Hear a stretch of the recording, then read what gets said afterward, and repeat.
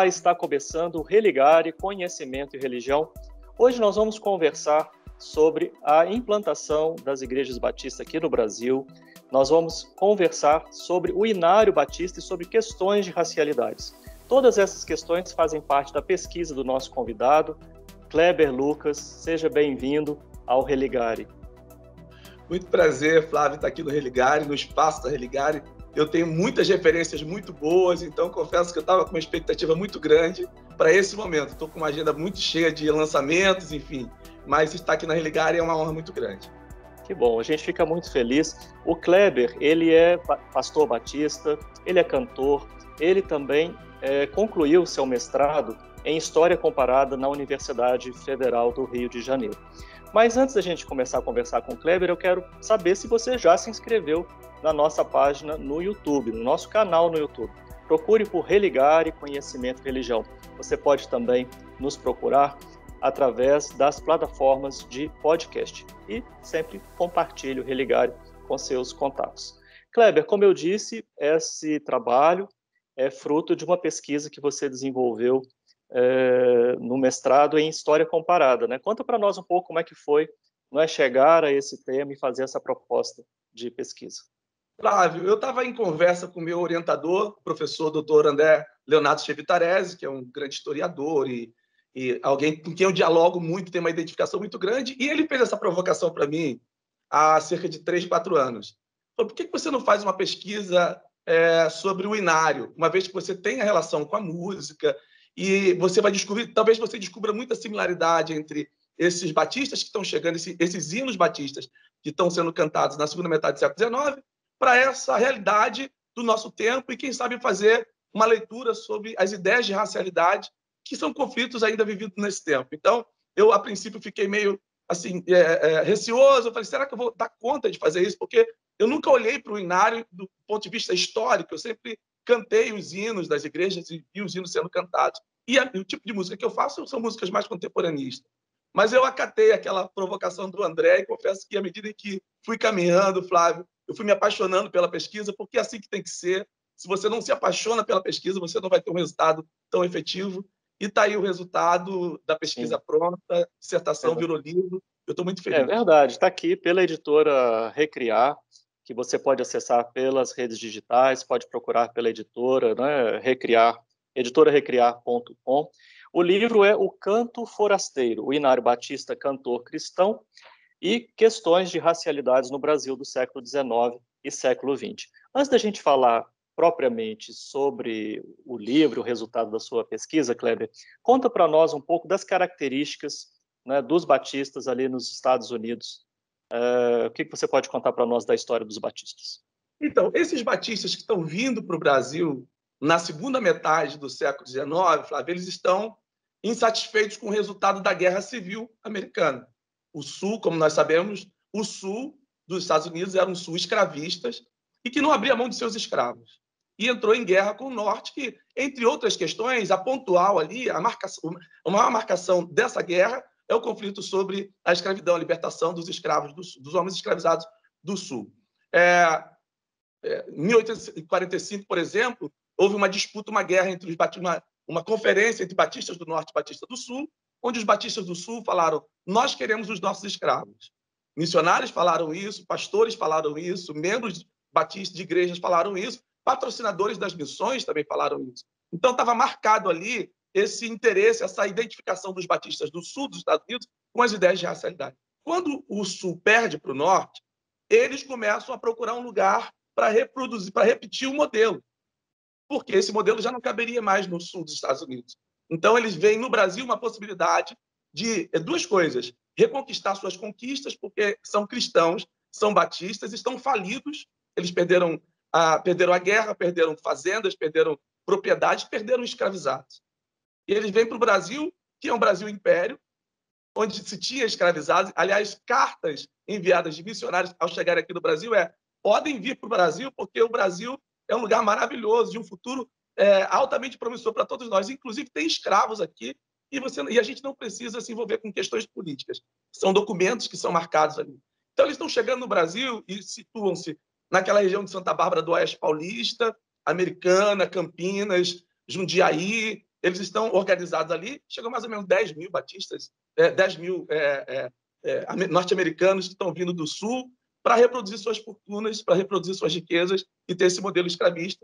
Então, eles estão chegando, essa é a característica desses batistas. Eles ficam 10 anos no Brasil, eles organizam a primeira igreja batista em Santa Bárbara do Oeste em 1871, apesar de terem chegado em 1866. E eles ficam 10 anos, de 71 a 81, falando somente para os batistas norte-americanos. O culto era em inglês, as celebrações, as liturgias eram em inglês. Eles não queriam saber de brasileiros, nem de negros, nem de indígenas, nem de imigrantes que estavam vindo do hemisfério da Europa.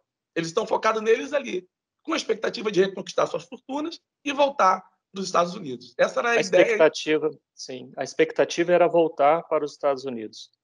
Sim. Quando é que muda essa perspectiva e esses batistas advindos dos Estados Unidos, com essas ideias escravocratas, como você explicou, não é? Eles decidem fazer missão então, em direção aos brasileiros, né? Isso.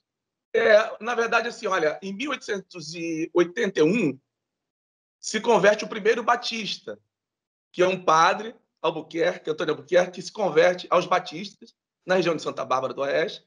Ele é batizado na loja maçônica, porque esses batistas são maçons, eles estão diretamente ligados à maçonaria, eles têm o respaldo da maçonaria, inclusive para fazer essa mediação com o Império, com os espaços, com propriedades que começaram a ser oferecidas para eles, para o crescimento deles e para a expansão deles no Brasil.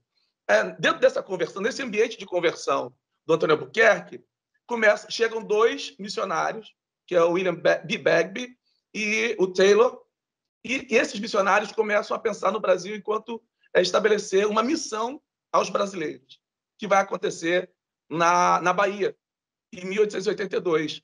Então, a partir de 1882, você começa a perceber esses batistas crescendo e se expandindo dentro do Brasil e logo na época do Império. Mas eles ainda ficam, esses da Bahia, eles ficam mais 10 anos aproximadamente, sem muito resultado. Eles tinham aproximadamente 5, 6 membros e não cresceu muito isso. Então, vai ser a partir de 91, com a chegada de um judeu russo, que se converte na Inglaterra e vem para o Brasil, Salomão Ginsburg, que começa a ter esse crescimento, essa presença batista. Isso vai acontecer junto também com a República, que vai favorecer e vai facilitar muito o crescimento e a expansão dos batistas do Brasil. E o que acontece, então, quando o Brasil interrompe, não o processo escravocrata, né? Aquela libertação ali ocorrida no final do 19, mas quando oficialmente deixa de existir a escravidão, como é que fica o discurso batista em relação a essa temática? Os batistas sempre se adaptam, eles sempre dançam conforme a música. Então, no Império, eles estavam diretamente ligados ao Império, com generais que vieram do sul dos Estados Unidos e tinham favores da coroa. E na República, eles fazem a passagem a partir, inclusive, da maçonaria, que vai fazer parte desse processo, dessa mudança de Império-República. E com essa mudança, os batistas começam a se favorecer. No entanto, eles ainda estão falidos financeiramente. Eles precisam de investimento, porque outros movimentos protestantes, cristãos do recorte protestante, estão chegando no Brasil também, presbiteriano, e outros movimentos, metodistas. E esses movimentos estão tendo financiadores. Os batistas não, eles estão quebrados aqui e estão quebrados lá. E eles prometem, olha, invistam em nós aqui, nós precisamos de investidores, porque assim que a gente melhorar, a gente vai conseguir dar conta e vamos dar retorno para vocês, inclusive.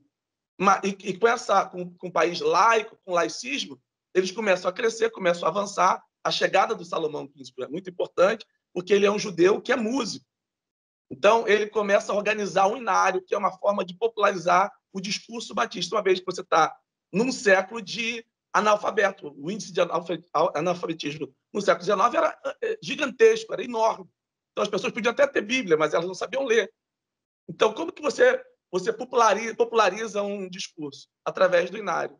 Então, por isso que o Ginsburg é essa figura-chave na expansão dos batistas, porque além de ser um missionário desbravador, que viajava o Brasil todo, ele também vai ter uma característica de ser um músico que toca, que tem um órgão, que sai tocando nas praças do Rio de Janeiro, de Salvador, de Recife, começa a ter uma disputa de espacialidade com a Igreja Católica, ele vai cantando, é preso, tem apoio da maçonaria para sair, briga com um católico, sai no braço, no meio das ruas, e é preso novamente, mas ele canta e o Inário vai sendo essa voz batista, o discurso batista vai chegando através dessa mediação do Salomão Ginsburg. Nós vamos ter oportunidade de falar mais sobre o Inário, mas ele foi, então, um instrumento, junto com a Bíblia, para também ajudar no processo de alfabetização e difusão das ideias religiosas ali da Igreja Batista naquele período. Exatamente. O Ginsburg ele vai ter imprensa, ele é jornalista, ele é poliglota, então ele casa depois com a sua primeira esposa falece, morre no Brasil, e ele casa com uma mulher batista, e essa mulher era uma das responsáveis pela educação cristã dos batistas no século XIX, na virada do XIX para o XX. E ele vai ter a oportunidade de, por exemplo, inaugurar, no primeiro momento, a Escola Americana de Campos. Ela é uma educadora, uma mulher que está muito voltada. Então, eles têm uma participação na educação, têm uma participação na música, através do Inário. Ele tem uma participação como... Ele traz imprensa e depois ele faz muito investimento na imprensa. Ele vai imprimir bíblias, folhetos, inários, e tudo isso vai ser um negócio muito promissor para ele, já ainda na virada do 19. Vai ser um negócio muito promissor. Ele cresce, o negócio cresce, e o negócio favorece a missão. Então, é a missão do negócio e o negócio da missão. Você percebe aí o Ginsburg muito estratégico nesse sentido. Foi um homem muito estratégico nisso. Bem, se você quiser saber mais sobre esse tema, o livro O Canto Forasteiro, da editora Recriar, convidado nosso é o autor do livro, Kleber Lucas. Você pode participar do sorteio escrevendo para religare@tvhorizonte.com.br ou também acessar diretamente o site da editora para adquirir o livro. Nós vamos fazer um rápido intervalo e daqui a pouco a gente volta com o Kleber. É um rápido intervalo, a gente volta já.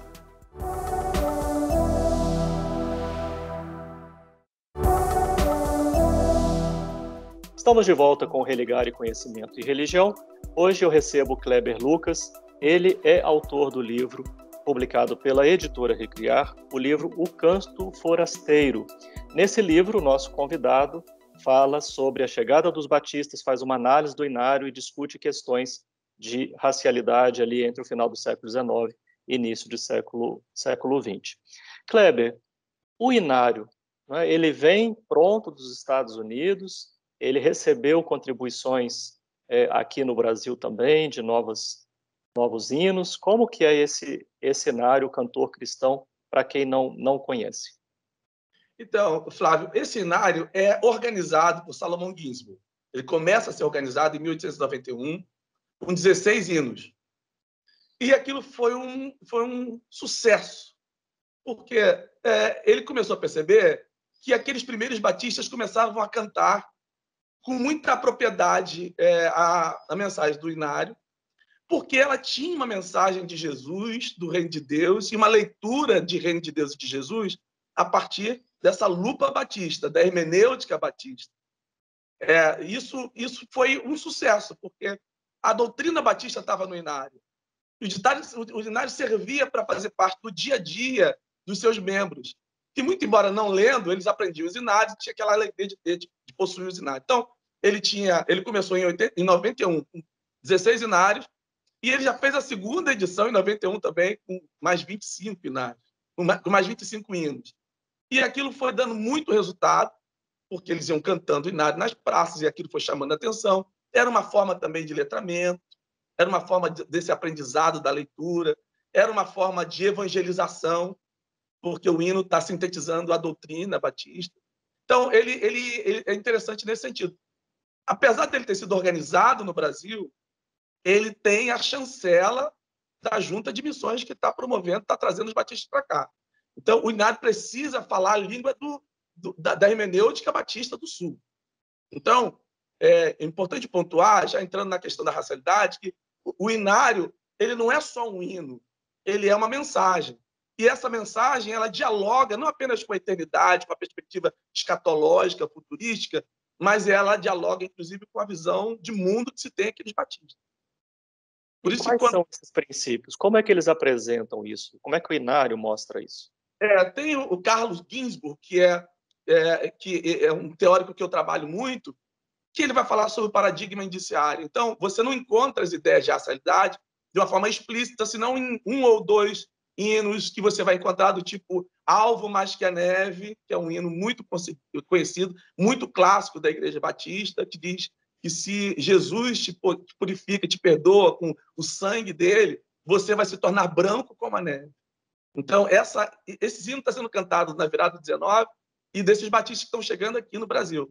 São hinos que estão diretamente falando sobre um projeto de embranquecimento, uma ideia de embranquecimento. Então, o hino não é só sensível do ponto de vista da espiritualidade, ele toca em temas que está dialogando, que você tem um projeto de embranquecimento. A Lilia Schwartzberg, ela vai falar sobre Lacerda, o político que vai falar que a grande expectativa, vai falar na França que a grande expectativa é que o Brasil, em 100 anos, se tornasse branco, se tornaria como qualquer país da Europa. Então, você percebe que o projeto de embranquecimento, que era a visão do 19 aqui do Brasil, é análogo às ideias de embranquecimento também que estão presentes no Inário.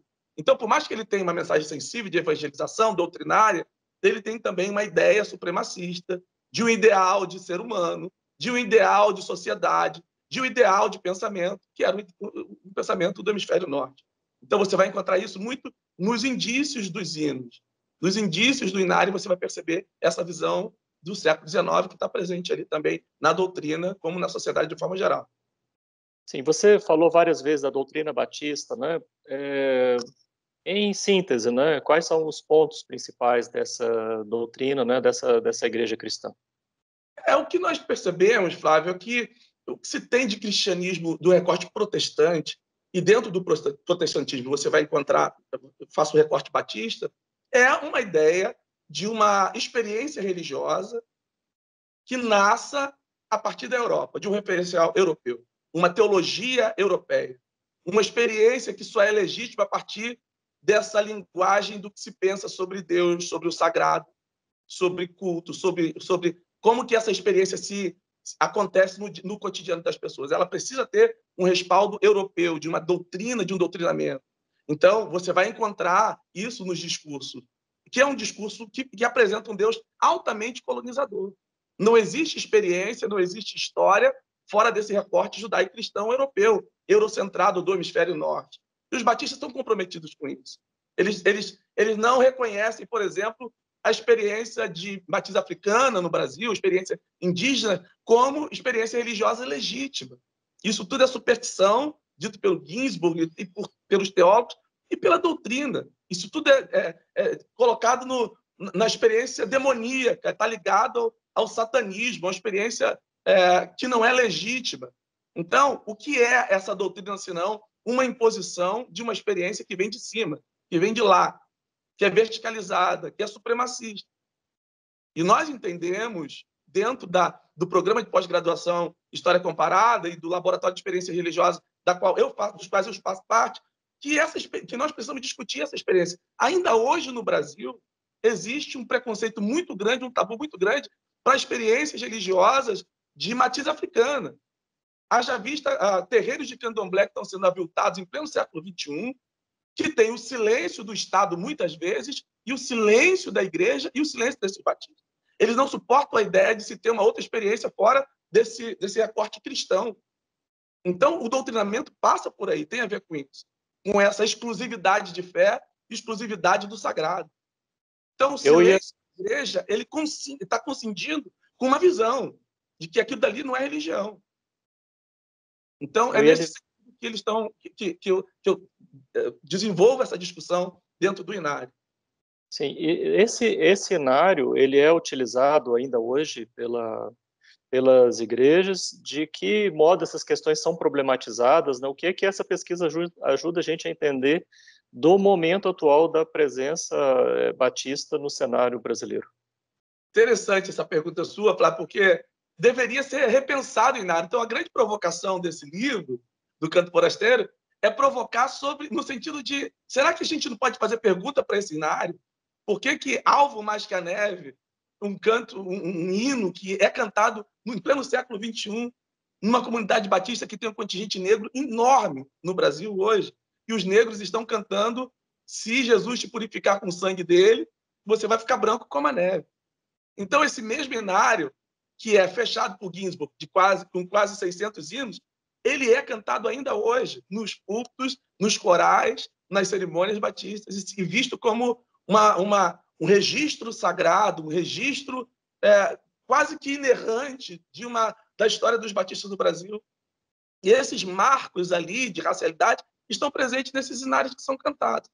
Então, a grande provocação ali, nesse projeto, no Canto Forasteiro, é o quanto que essas ideias desses forasteiros que chegam aqui no 19 ainda estão presentes nesse presente nosso, na contemporaneidade. O quanto que o passado ainda está presente, uma fala bem do Flávio Gomes, professor Flávio Gomes, da Lilia Schwartz. Enquanto que passados presentes, quanto que esses passados ainda estão presentes nos púlpitos, na doutrina, e ainda hoje que se pense em adequar, em fazer uma adaptação, mas o inário está sendo cantado, o inário está sendo repetido dominicalmente nos templos batistas do Brasil. No conhecimento que você tem, né, até não só como pesquisador, mas também como membro da comunidade batista, onde é que chega, né, qual que é o nível de problematização desse cenário, dessas questões? O que a gente percebe é que não são apenas as ideias de racialidade, elas não estão apenas nas cerimônias litúrgicas, mas ela dialoga também com uma visão de mundo, com um projeto de poder, que os batistas que chegam aqui eles estão falando, olha, vamos tomar o império agora para Jesus, porque no futuro vamos tomar o império agora e no futuro ele será todo de Jesus. Então, me assusta muito essa perspectiva de que o Brasil é do Senhor Jesus, que é falado muito entre vários evangélicos, dentre eles muitos batistas no Brasil. Como que essa linguagem atual ela tem a ver com a proposta inicial dos batistas ao chegarem no Brasil? Como que essa visão de que um governo cristão, ideias batistas, uma vez que você tem, no tempo atual, muitas ideias dos batistas presentes no governo do Brasil, no governo atual do Brasil, em 2021. Você percebe que existe uma intenção, existe um tipo de conversa do 19 com o século 21 que está presente dentro dos púlpitos. Não tem como negar isso. Kleber, muito obrigado pela sua participação aqui no Religare. Parabéns pela publicação do livro na editora Recriar. O Canto Forasteiro, você pode participar do sorteio escrevendo para a nossa equipe, religare@tvhorizonte.com.br. Se você quiser adquirir o livro, pode acessar a editora a partir das redes digitais, Editora Recriar, ou no site da editorarecriar.com. Então, Kleber, obrigado. Até uma próxima oportunidade. Parabéns pela sua pesquisa. O Religare é um projeto de extensão do Programa de Pós-Graduação em Ciências da Religião da PUC Minas. Você pode acessar as nossas atividades e cursos através da nossa página, que está em pucminas.br/ppgcr. O Religare de hoje fica por aqui. Um abraço muito cordial e até a próxima semana com um novo Religare Conhecimento e Religião.